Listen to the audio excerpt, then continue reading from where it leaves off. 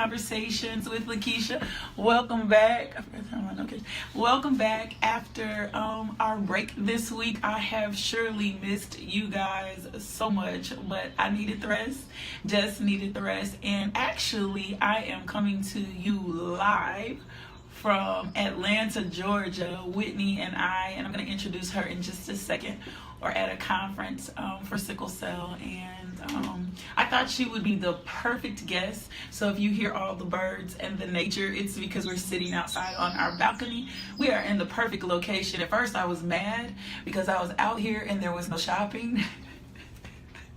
I was so upset. I was like, there's no mall by me. And then once I saw the lake and everything else, I was completely... It was worth it. It was worth it. It was totally worth it. So let me start this morning with my... I know, Tamara, ain't that funny? I'm like, where's the mall? Where's the outlet? I need to shop a little at least. I need a pair of tennis shoes. I'm looking for a particular kind of Jordan. And so let me start with our scripture today, which is Jeremiah 1:5. And I want to show you something with this scripture. It says, before I formed you in the womb, I knew you. Before you were born, I set you apart. I appointed you as a prophet to the nation. And God is talking to Jeremiah and saying, basically, I called you out. Mm-hmm. And that's what I love about that scripture. That shows the moment where God is calling us out. Like God has defined and called us out. He's called you out. So whatever it is your purpose for, whatever it is that where the place that God has called you, He has called you out. He has singled you out by name. You're not an accident. You're not a mistake. God has called you out, and that is what is so awesome. So let me introduce you to my special guest. She's not just my guest today. This is my friend, like my little sister. We got so many different things going on together. She does some graphic design for me. I mean, like I try to use her as much as she cooks. She cooks. She's so gifted. She's so talented. She's so brilliant. This is Whitney Litzsey. Whitney, thank you for being my guest today. No problem. She didn't know she was going to be my guest today. I was like, oh, you're going on Coffee and Conversations with me today. So I just wanted to tell you thank you for being my special guest. We met like when? 2015 maybe? I think it was 15. Okay. Was it that walk? It was at the walk. No, it was at the walk, but it was a little bit before then that I found about you. We have a mutual friend, Shara, and Shara, I think you were at this time in a very bad crisis. Yes. Like this was like the worst I'd ever had.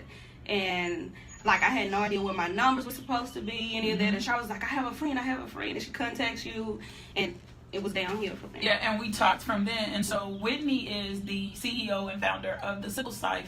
But Whitney is also what I call special. She was born, and I mean it from this, because sometimes when someone is born with a chronic disease or has an illness, we see the disease or the illness, we don't realize how special that person is. And so all my people that are born with chronic disease, especially because I have a heart for individuals who live with sickle cell disease, I call them special. They're warriors. And so Whitney is a warrior. She was born with sickle cell disease. But you didn't find out you had sickle cell until when? I was 18. Well, I was turning 18 that year. Wow. Yeah. What happened? It was crazy. I got to a point where I was passing out, and like I had known for years that I was sick, and my mom, she was just like, "Nah, girl, you're all right," because it was uncommon in the house for us to be sick like that. And finally, I passed out too many times, and we was like, we have to find out what's going on with you. But what did the doctors see first? Like, what kind of things were the doctors seeing? At first, they were just saying that I'm anemic, or that I just had the wind knocked out of me. It was just, they passed it off, but you could tell that they had no idea what it was. Yeah. But at that time, there weren't a lot of people around me with sickle cell. Okay. And I grew up in a really small town, and like as of right now, I only know maybe one other person in the town with sickle cell. So. And if you don't know what sickle cell disease is an inherited genetic blood disorder, and it impacts primarily African Americans, but not just African Americans, minority populations who have African ancestry, who have Greek ancestry, who have Hispanic ancestry. It primarily impacts those generations. And so we are at a sickle cell conference. But the thing also about this disease is just I'm trying not to get teary-eyed. This disease is intrusive. This disease is disrespectful. Last night we were talking about the disease and using the word hater. This disease is definitely a hater. It doesn't care if you have graduation. It doesn't care if you're trying to go to college. It doesn't care if you're a mom. It doesn't care about your future. This disease is just so disrespectful. It doesn't care about the fact that you have kids and that you are in a situation. This disease doesn't care about that. Nope, not all black. All, actually, Erica, that's a good question. She said all black babies were tested at birth. As a matter of fact, no, everyone, it's mandated screening that everyone be tested at birth. We didn't start testing in the state of Arkansas until 1982, and it wasn't necessarily mandated screening. So no, everyone is not tested from birth. And if you're older, you may not know that you're a trait carrier. Yeah. And so two individuals who live with the trait have the chance to reproduce a baby with the disease. And so that's just a little background information for you if you're just logging on. This is my special guest, Whitney Litzsey. Today we're talking about her living with sickle cell disease and her organization, the Sickle Life. For some reason, people have thought that sickle cell is just cured, it's just over with, it's just done. And we are watching individuals who live with this disease daily. What has life been like for you after you found out, like you could put a name on this, you understood what this disease was? What has life have been like for you now? So I have a god sister who has sickle cell. Okay. So I watched her in and out of the hospital. So that began to be my expectation. So I got to a point in my life where it was, you only live once. So I partied really hard. I get Look, that. I partied really hard. I get that if nobody else gets that. Yeah, I partied really hard for a long time. And then I got to a point where I stopped celebrating birthdays. Wow. Yeah. Like completely? Completely. Why? Now this part is a little bit harder for me. I know, I'm trying to be a crybaby because it's so personal. Yeah. I would, on my birthday, I would cancel plans that I had made, that friends had made, because at this point, I'm feeling like I have an expiration date. So it's no longer just go out and have fun. It's like you only live once, but what are they going to remember about you? Yeah. So now it's leave something behind your name. Yeah. So I began to work really hard on my birthdays. I would have photo shoots, and I would like knock out 4 or 5 photo shoots in a couple of days, whereas it would normally take me a couple of weeks, but I would shut myself in. And last year I celebrated my 32nd birthday for the first time in years, maybe 7 years. I celebrated my birthday. So, and I got to be a part of that process of her celebrating her birthday. I am, and the tears are because we've lived this life. I've lived this life, and you don't even think about it. No, like most of us do not get up and think about, I'm not gonna celebrate my birthday because I don't know if I'm gonna see past this birthday. But the pain of the disease, the reality of the disease really brings you to a place of you don't know what to expect next. I remember, just times with Jermaine when we couldn't plan anything because we were waiting to see what happened. And like, it's like, you even can't with plan. me coming down here, I'm like, okay, I'm about to fly. I've been drinking water. I've been trying to rest all week. All this preparation goes into, like, you can live a normal, healthy life, but you have to take additional steps. Drinking gallons of water a week, whereas you would normally have a few glasses a day or whatever. But even coming down here, I just kind of anticipated. I'm just like, okay, you're flying. You're going to hurt. You're going to be hurting. You might not get to do the conference. You're going to be hurting. Like, I now had to wrap my mind around. I'm like, no, you're going to be fine. You're going to be fine. But it's unexpected downhill tumble, to say the least. I mean, if I could describe it, that's what it is. And add some ice in there. As a matter of fact, like you're sliding, you catch your grip, and then before you know it, you just can't control it. It's just an unexpected downhill tumble that you can't get a hold of. And I guess I get it. You know what I'm saying? I get it. Like, if nobody else gets it, I get it. The longer you tumble, the worse it is. Yeah. And it's a really hard place to be in. But it doesn't mean you can't live in victory. It doesn't mean that you can't have expectations. And sometimes some of the mistakes that we've seen, I host a camp every year for kids with sickle cell disease. And sometimes some of the mistakes that we've seen have been those moments where parents don't have much expectation for their kids. And it's not because they don't want to have much expectation for their kids. It's just they don't know what's going to happen next. They don't know the life expectancy They don't know whether or not they're going to be in the hospital this week, and so parents become very protective. And one of the things when we put my organization put camp into place was so that these kids could have the opportunity to see other kids living with the disease, to learn how to manage this disease. But one of the things we wanted them to do was also to be able to have victory with this disease. And that's one of the things that I love about you. I've seen you do so much. Like, this disease has come at you and you just come back harder. Like, you come back harder from a place of no. Whitney has the Sickle Life, and I'm going to let her talk to her about that. She does photography. She is an amazing, like, I would have thought she went to school to be a chef. She is an amazing cook. She has not let this disease limit her to just saying this. That's why when I run into normal or healthy people and they are talking about their limitations or what they can't do or what they can't feel like, I'm like, you have the opportunity and you can do it. And I've seen you live life. Like, we went canoeing together, and we've been talking about whitewater rafting, and we're gonna go later today and climb because there's a falls here we want to see. I've just seen you live life. What in you has made you say, no, I'm not gonna stop? Right? You even finished college, you have your degree, you've been talking about your master's. What has made you stop and say, no, I'm gonna live this thing out? Like, what makes one stop is my question. Okay, like, that's good. And my thing is, the Sickle Life is what you make of it. Like, of course, you're gonna feel bad. There's gonna be days where you feel horrible and you can't do anything. But when you can, do something different. Like, I love kayaking and canoeing, climbing Pinnacle Mountain, whichever mountain.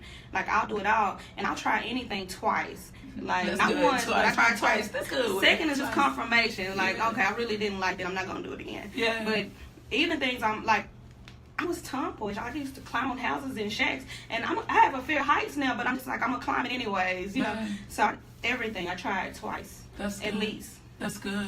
So it's no limitation because I have this disease, and it doesn't mean that the disease doesn't bring physical limitation. It just means that you make a decision to push past this. You make a decision to say, you know what? Yep, I was born with this limitation, but I'm not going to live in this limitation. Yep, I was born in this circumstance, but I'm not going to live in this circumstance for too long or too many. We allow our past to define where we can go, what we have. We let our resources, let our circumstances define us and leave us in such a place that God is really trying to pull us into the more, and we can't even experience God at the place and the level that we can, because we're just kind of like, oh, I got this thing, and this thing is who I am, and that's it, and there's nothing more. Right. Tell us about the Sickle Life. So the Sickle Life, I titled it after, you know, how I live my life. Like, this thing does not stop me, but it's designed pieces. Like, I have one shirt that has like a list of the drugs that we take, and everyone, when it first came out, they were like, why would you do that? They already call us addicts and drug seekers, but there's to create an opportunity for you to tell them, I'm not a drug addict. This is what this medicine for, and I know this is for cancer, but it opens up opportunities for us to advocate for ourselves and to educate people on sickle cell. So there are conversation pieces, most of the shirts. Like, I have one that simply says trait, and the R is kind of funky looking, so people are always asking, why you choose that? I don't know if it's an R or E, but I'm like, that's why I chose it, because you don't know if it's an R or E, so now I can tell you, it says trait, and tell you about the sickle cell trait. And tell you about the sickle cell trait. So she designed this line that has just been instrumental in providing education and advocating for those that have sickle cell disease. One of the misnomers, or one of the things that we constantly see in the sickle cell community and in our community, is people have just forgot about sickle cell patients. They have forgot about how intrusive this disease is, how much this disease costs. One of the things we talked about, and I hope you don't mind sharing, is when you really got sick, what was your hospital bill? I was hospitalized twice in 2015, and I accumulated $15,000 worth of debt. $15,000 worth of debt for 2 hospitalizations. I understand what that looks like. And I was there maybe a week both times, and I think maybe there was 3 ER visits. $15,000. Insurance does not cover it. Not all of it, so that's out of pocket. So I'm nickeling and diming them, but they're getting their money. They're getting their money. And I don't think people even realize that the cost associated with it, or if you're a family that's living, or the amount of time sickle cell patients can spend an extensive amount of time in the hospitals, away from schools, in circumstances, situations where they're not feeling good, and sometimes just at home. Because one of the things we brought up last night when we were in the group session talking was the amount of people that think that sickle cell patients are so ready to go to the hospital. Nobody wants to go to the hospital. No. Nobody wants to take pain meds because your life changes around this thing. And one of the saddest things for us is the lack of awareness, or the lack, like you say somebody has breast cancer or something. My mom had colon cancer, people jump right on. You talk about sickle cell disease and people are like, oh, it's just sickle cell disease. But at the same time, it impacts the physical. Even though you may not be able to see it, it impacts the physical of the person. We were talking about some of the things that have been impacted by your thing, and I'm going to tell it because it was kind of funny. We were in Target last night. And she was talking to this guy. I think she was flirting a little bit. I don't know. A little bit. She was flirting. He was cute. And so she's talking to this guy, but she's talking really loud. And one of the things I hate is loud, like being loud. And so she gets loud, like she gets really loud. And then I'm trying to check her on it about the clue. Then she gets loud with me. And I hate for somebody to get loud. But I walked out of Target, and the Holy Spirit dropped it in my spirit so quick. You have hearing loss issues. And if people don't know you, they don't know you have hearing loss issues. And I had to remember that, man, it was crazy. I wanted to be like a little kid, but I didn't. But she has hearing loss issues, and I had to remember that you had hearing loss issues behind this, and go to you, do you know you were talking loud? And you were like, no idea. She had no idea she was talking that loud. And it's even like that at home. I have a roommate, and she's very soft-spoken. And so by the third or fourth time, I'm like, what'd you say? Girl, what'd you say? And I'm squinting, and she's like, don't worry about it. And I'm just like, she gets frustrated, but she has to remind herself that I can't hear well. Yeah. And even now with the vision, like I saw one of my friends log in. I saw her name, but I couldn't make out what she said. Even with your glasses and I'm like, I'm trying not to lean into the camera and look, but I want to read to see what she said. Like, I can't see as well, so. Yeah, and so this disease impacts so many other organs and tissues and things in your body. Like, that's what people, brain infarcts. We were having several sickle cell patients have memory issues, and we were talking about that because she does do so much for me. She said, if I don't write down what you have said to me, I will forget it. And so you have to think that this disease decreases oxygen to your vital organs, and so every time your oxygen is depleted in those vital organs, it's almost like a little bit of that organ is dying off, because it's difficult to get it restored. That's the best way in layman's terms to explain it. So now experiencing the hearing loss, now having the brain infarcts, that's part of this disease process. But if you don't take time to understand what it is, you'll just dismiss that it's just about the pain. And as long as sickle cell patients get the medicine, they'll be fine. Yeah. And it's not just about the pain, it's about the medicine and the other things that occur. Yeah, Linda Perry says, Whitney, you are so amazing, I love you. So I'll read Thank you, Mama. That's my godmother. Hey. So I'll read that for you. But that's one of the things, like, people fail to realize after the damage is done, it's done. There's no getting it back. Yeah. And like, I remember going to the eye doctor, and they have this new exam where you press your eye in this hole, and it takes pictures of the back of your pressure eye. And all that. Yeah. And I remember at one point having really bad eye aches and headaches, and come to find out, like, I had ruptured vessels in the back of my eye, and that's why my right eye is worse now. I'm just like, what's going on? What's these black floaters? But that's what it was, and I was just like, oh, okay. Yeah. So I was like, so what do we do next? He's like, well, there's nothing we can do. I was like, okay. On to the next thing. And I think that's the process that people don't understand. The process is not reversible. The treatments right now for sickle cell disease is like hydration. Hydroxyurea is used. There is an option for a bone marrow transplant, and it's funny because people are like, oh, you guys got a cure now, you got a bone marrow transplant. But first of all, it costs $300,000. And I have that. Two, you have to be able to you have to find the right match.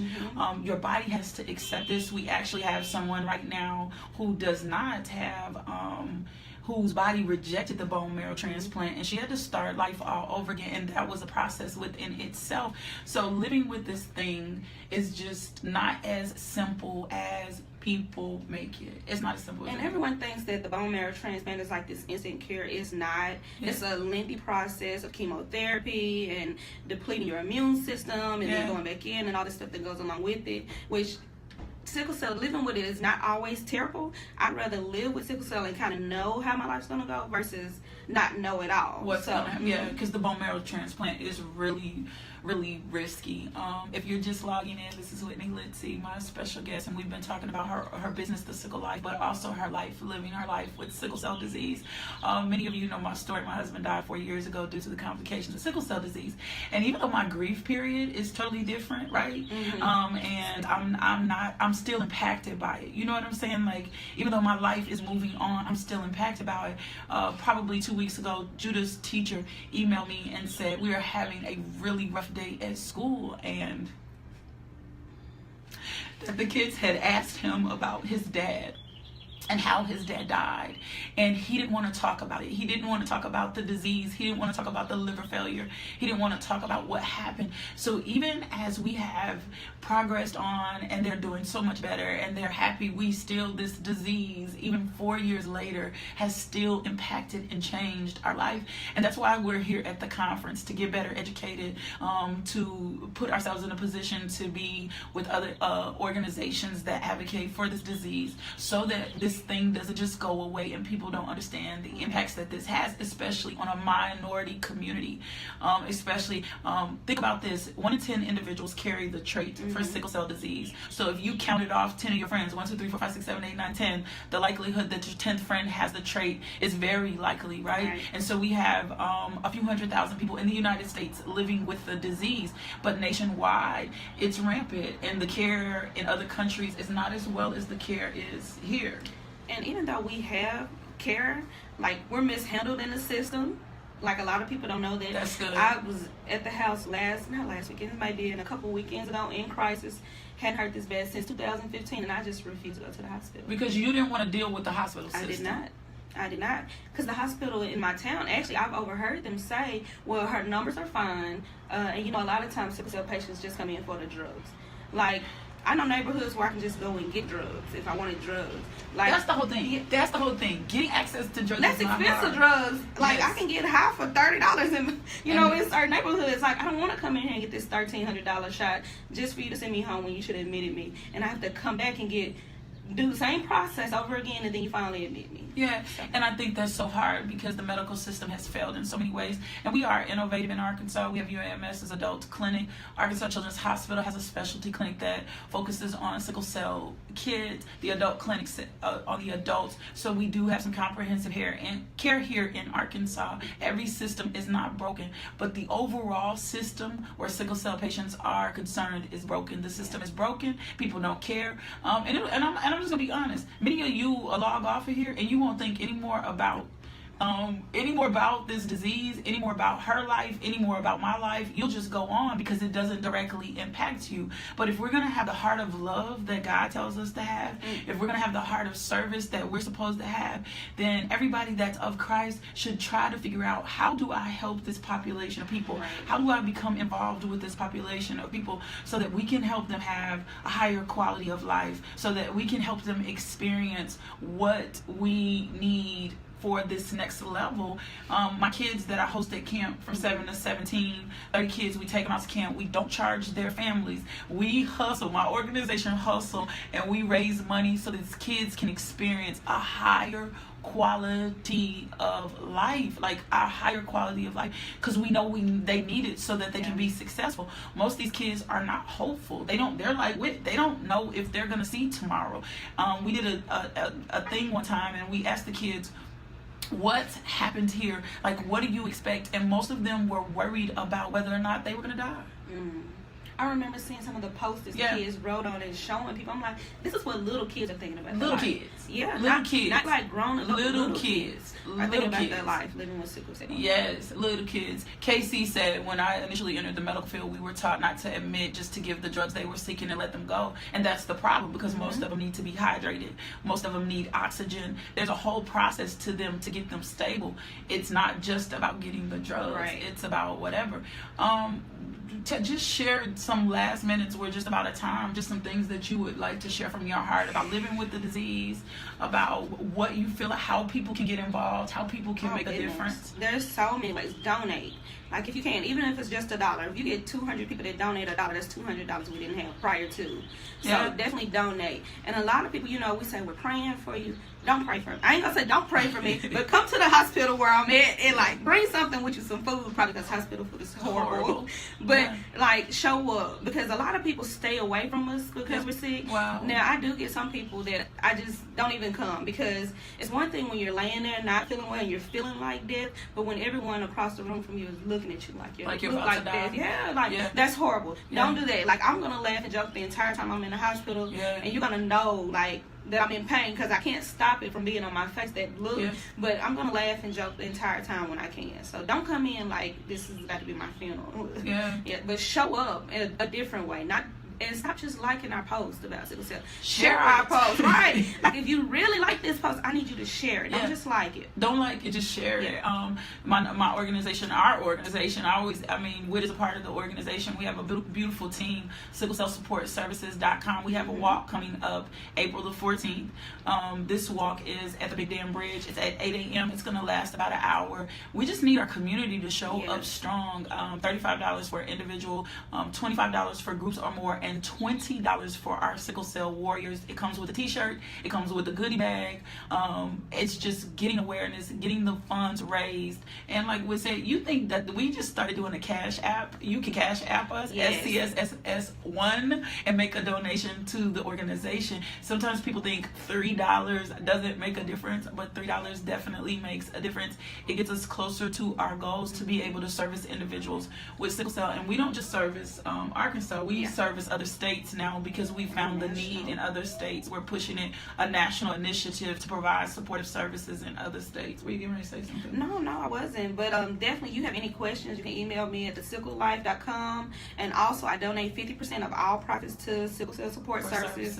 So make sure, look, go buy a shirt. If you don't know someone with sickle cell, buy a shirt, donate it to whoever. I don't know. But buy a shirt. And raise awareness. And get us out there. Get this information out to our community so that people don't forget about individuals who live with sickle cell. We have something that we say in our organization: we suffer, we fight, but we definitely win. We win in this, however it looks like, whatever it looks like. Lonzie Diane Allen Davis is proud of you, Pooh. 4 Dice loves you. That is so dope. I'm loving the support that I'm seeing on here for her. But Kendra Litzsey just said, love you, Whitney. Kim. And so seeing this disease manifest in my own life, seeing the impacts that it still has on my kids. I had my grandkids this last week, and one of the things that I simply said was, no, it's April the 14th. It's not September the 14th. It's April the 14th. One of the things that I thought about when I was holding my grandsons was, man, he never ever got to hold his grandkids. Like, he never got to hold, my son and his wife were pregnant with their baby. I'm like, he never got to hold his grandkids. And so I have moments like that. I'm like, they never knew Papa. They never knew what their Papa looked like. They never got to experience their Papa. And so definitely this disease has impacted all of our lives, and we just want you to know, get involved. There's some things. I'm going to share a documentary later this week called Spilled Milk. That's a very powerful story. It wasn't started out about sickle cell, but just the relationship between people. Share the information. Go like our page. Get the information. Go buy a t-shirt. Support the cause. Support it like you do any other thing. Lupus, breast cancer, whatever. Let's awaken. We want to reawaken this thing so the awareness comes and people understand how this disease impacts the lives. You want to leave them with the final thing? Oh my goodness. I definitely go watch Spilled Milk. I met Jakai last night, the director. He's phenomenal. I watched it, and like, I thanked him last night for producing it. Like, I couldn't believe it, because it was a different perspective and from an unlikely source. That's good. So definitely watch it. Like, if you have no idea about sickle cell, or you know someone with sickle cell and think you know, like, watch the documentary. It would definitely change your perspective.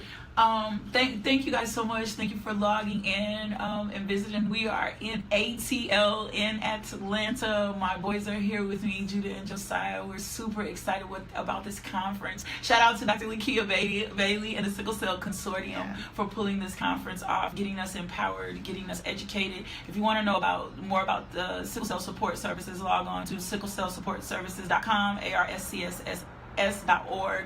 Go follow our page and just get information on this disease. You want to make a donation, we have our PayPal button right on there, or you can Cash App us at SESS1. That's what the Cash App is. You can send a donation via Cash App also. We collect money any kind of way. You can call me, I can take your credit card. We don't have a type. We don't have a type. We're really a completely volunteer-based organization. The majority of our resources go to our patients, providing them with services like emergency bill pay, those type of things, prescription assistance, helping them travel. Funeral services. We've had to help people pay for. Thank you, Shara. Shara says she feels like she knows two superstars. Funeral services for them. You also can donate on LaKisha M. Johnson, just being LMJ. You can donate that way. The ministry all falls up under the same thing. Sickle cell is definitely a part of my ministry. MIA ministry and Action ministry in the seats. You can do it through that website also. Well, I love you guys. I love you so much. Y'all know how I feel about that. I cannot wait to get back Monday morning for this daily devotional, because the other thing, and check us out Monday. We will be on, I think, channel 11, talking about the sickle cell walk. Check us out Monday morning. I cannot wait to get back to the devotional Monday morning. Invite a person in. Also, Monday starts a new phase for Coffee and Conversations. We are going to podcasting. So I will be podcasting. If things look a little different, Monday we'll be podcasting for someone who just wants to be able to listen and can't get the video. I love you guys more than you know. Definitely to any of my sickle cell warriors out there, we love you. I do have something. I don't know who you are. Somebody sent her this mug. Someone left a mug on my doorstep. And this is her design. Whitney designed this. This was her logo. This is life. And thank you. And I love you too. I don't know who you are. I will find out though. But we love you so much. Get involved. Become the hands and feet of Jesus. I have a couple of videos I'm going to be uploading that I did about identity crisis and our ability to serve. We're here to serve. Whitney serves. Even out of her situation, she serves. We're here to serve. And that's what I am here to do. When I tell you to go be loved today, it's to serve. It's to put love in action, to allow people to see Christ. You're the only Christ that a lot of people are going to experience, and a lot of times we withhold because we don't think we have enough to serve. And this woman has shown you, even in her limitations, even in her pain, even in her capacity, she has found a way to still serve. She does not make any excuses. She serves out of her heart. She serves when she doesn't have a lot to give. Man, I appreciate you. I can call you sometimes and be like, I need something, and you produce for me. And I love that you have the heart to give and to serve. It just makes the difference. So I love you guys so much. Share this video, like drop it everywhere that you think, like you wouldn't think. Just share this video like crazy. We need people to understand the impacts of sickle cell disease. We love you guys so much. Go be loved today. You know, that's what I'm about to say. Go be loved today. And I will see you Monday morning at 5 a.m. Love, peace, and blessings.